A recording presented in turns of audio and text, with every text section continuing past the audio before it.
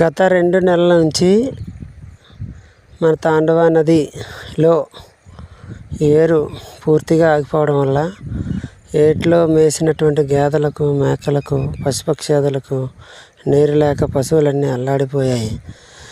అలాగే నదీ పరివాహక ప్రాంతంలో ఉన్నటువంటి బోర్లు కూడా వాటి యొక్క స్పీడ్ తగ్గిపోయింది.